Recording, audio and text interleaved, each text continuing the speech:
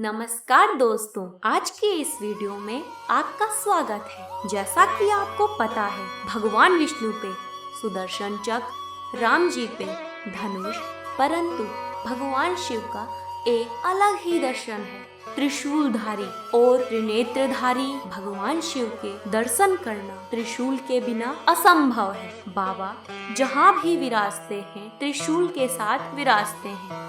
तो क्या आपको पता है, त्रिशूल का मतलब इस संसार में 3 ताप हैं, दैहिक, दैविक और भौतिक। भागवत के प्रथम श्लोक में भी इसका वर्णन है। तो जो ये महादेव का त्रिशूल होता है, यह तीनों तापों का विनाश करने वाला है।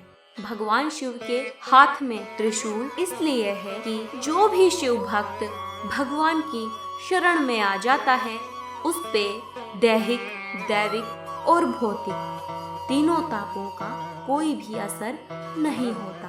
भगवान शिव का जो ये त्रिशूल है, यह उनका कोई शस्त्र नहीं, बल्कि यह अपने आप में एक रहस्य है, जो कि हमें जीवन यापन करने का बहुत कीमती सूत्र प्रदान करता है। यह त्रिशूल शस्त्र नहीं, बल्कि एक प्रतीक मात्र है 3 चीजों का, जो एक साथ अपना अस्तित्व रखती है और इसी के साथ जुड़ा है भगवान शिव का त्रिनेत्र रूप। जब भगवान शिव का तीसरा नेत्र खुलता है, तो संसार में प्रलय आ जाता है। भगवान शिव के जो 3 नेत्र हैं, एक नेत्र चंद्रलोक तथा दूसरा नेत्र सूर्यलोक है। तो हम अब बताते हैं कि भगवान शिव के तीसरे नेत्र का प्राकट्य कैसे हुआ।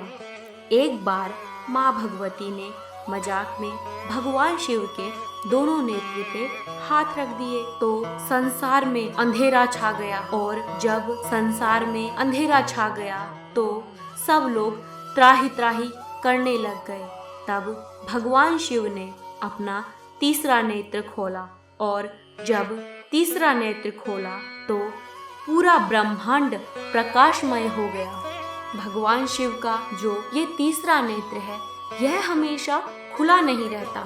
भगवान शिव इसे आवश्यकता पड़ने पर ही खोलते हैं। एक बार की बात है, जब ताड़कासुर ने भगवान शिव की तपस्या कर अमरता का वरदान मांगा, परंतु भोलेनाथ ने कहा, मैं तुम्हें अमरता का वरदान नहीं दे सकता। तब ताड़कासुर ने कहा कि मेरी मृत्यु सिर्फ आपके पुत्र के द्वारा हो, ऐसा मुझे वरदान दीजिए। इसके बाद ताड़कासुर स्वर्ग से देवताओं को भगाकर स्वयं राज करने लग गया, जिससे देवताओं में हाहाकार मच गया। फिर सभी देवगण ब्रह्मा और विष्णु के पास जाते हैं और ताड़कासुर के वध का उपाय मांगते हैं। तो ब्रह्मा जी कहते हैं कि इसका उपाय तभी हो पाएगा जब भगवान भोलेनाथ अपनी तपस्या से उठेंगे। तभी देवताओं में से एक देवता कामदेव ने कहा कि मैं महादेव को उनकी तपस्या से जागृत करूंगा। इसके बाद